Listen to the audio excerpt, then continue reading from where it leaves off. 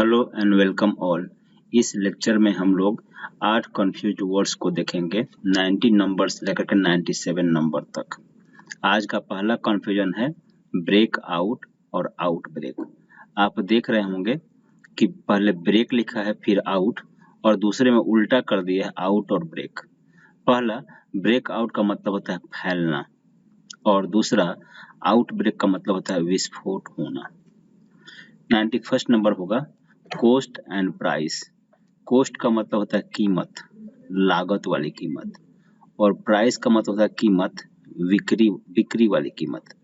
तो कॉस्ट और प्राइस दोनों का ही मतलब कीमत है, लेकिन कॉस्ट लागत वाली होती है और प्राइस बिक्री वाली होती है। फिर है compare with and compare to. Compare with Hindi होती है तुलना, कंपेयर टू हिंदी होती है तुलना। फिर है 93 कोलिजन और कोलूजन। बस यहाँ पे पहले में आई है और दूसरे में आई की जगह पे यू है। कोलिजन मतलब टक्कर और कोलूजन मतलब संगति, साथ। इसके बाद मिलेगा सीलिंग और रूफ। दोनों का मतलब होता है छत।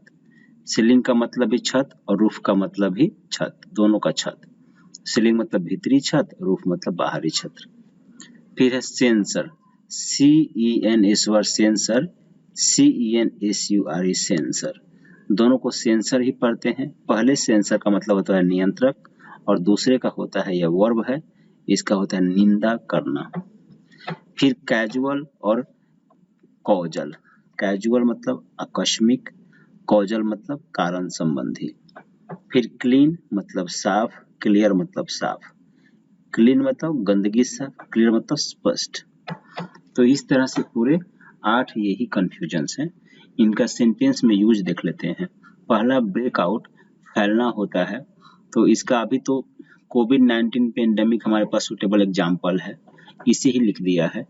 कोविड-19 pandemic has broken out in the world. कोविड-19 सर्वव्यापी महामारी दुनिया भर में फैल चुकी है, यूज कर दिया। अब आउट ब्रेक मतलब विस्फोट होना, जो बम वगैरह का विस्फोट होता है वहां भी यूज करते हैं, लेकिन यहाँ पे कोविड-19 से कनेक्टेड जो संख्या है, आप जानते हैं संख्या अभी 3.5 लाख पर डे हो रही है। जो कोविड-19 के नए पेशेंट हो रहे हैं रोज 3.5 लाख करीब हो रहे हैं, तो उसी को यूज किया है। The number of covid patients, कोविड-19 रोगियों की संख्या हैज आउट ब्रोकन, विस्फोट हो गई है, संख्या में विस्फोट हो गया है, मतलब 3.5 लाख। पहला जो वेव आया था हमारे देश में, हम 96,000 पे उसको कंटेन कर दिए थे, हाईएस्ट 96,000 था। अभी ये 3.5 लाख को क्रॉस कर गया है। तो यह संख्या क्या हो गई है, 1 लाख से भी कम और 3.5 लाख। तो ये तो आउट ब्रेक हो गई संख्या, विस्फोट कर गई है, तो इसी को यूज किया हमने। कॉस्ट मतलब कीमत, लागत। कोई सामान जब मैन्युफैक्चर करते हैं, बनाते हैं, तो उस पे जो कीमत आती है उससे कहते हैं कॉस्ट, इसी को यूज किया है सेंटेंस में। प्राइस मतलब कीमत, बिक्री की।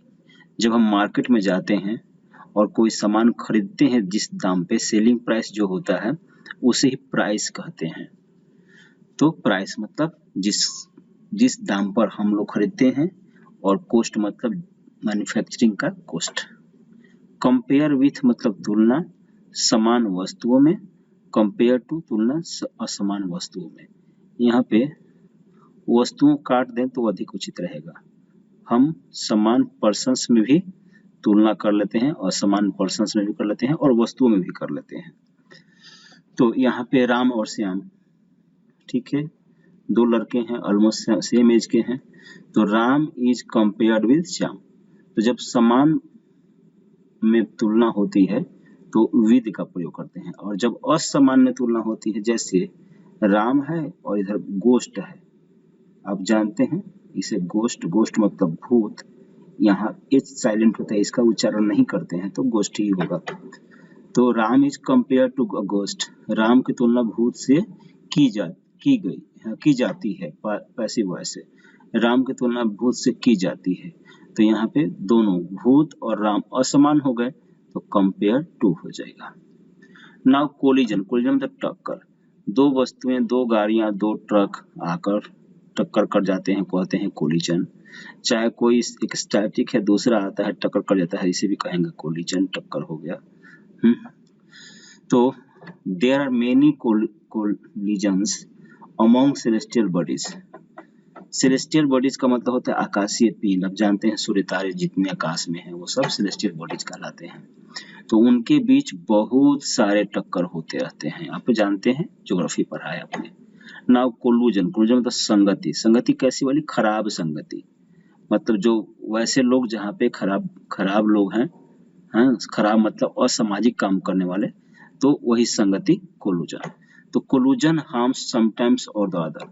अगर हम अच्छे हैं और हमारी कोलूजन है किसी के साथ, तो हमें वो आज नहीं तो कल हार्म करेगी, यही लिखा है। कोलूजन संगति हार्म्स हानि पहुंचाती है, समटाइम्स और द अदर इसकी हिंदी होती है कभी न कभी, कभी न कभी। ठीक है, आप सुनने भी हैं एक वर्ड कहीं ना कहीं, तो समवेयर और द अदर ऐसे कुछ होता है।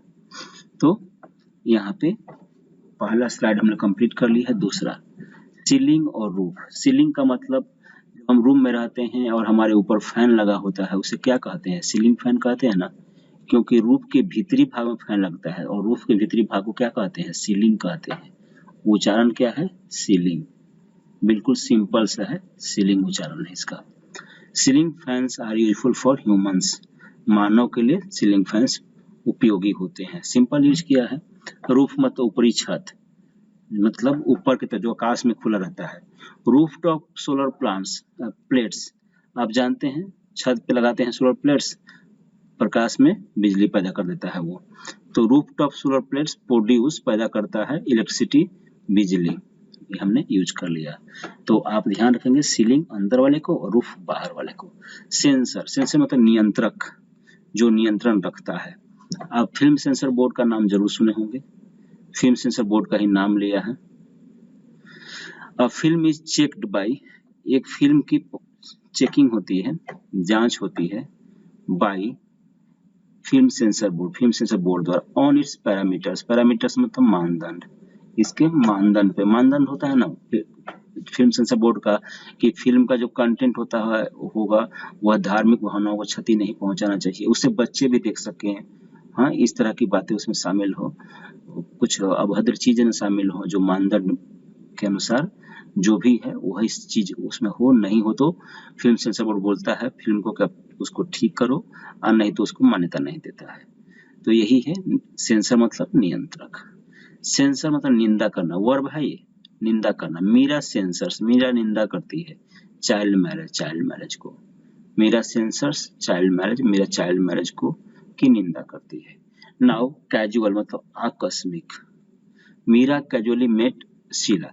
आकस्मिक का मतलब क्या होगा? आकस्मिक थोड़ा सा क्लिष्ट हिंदी वर्ड है जिसकी मतलब शायद समझ में ना आए सबको।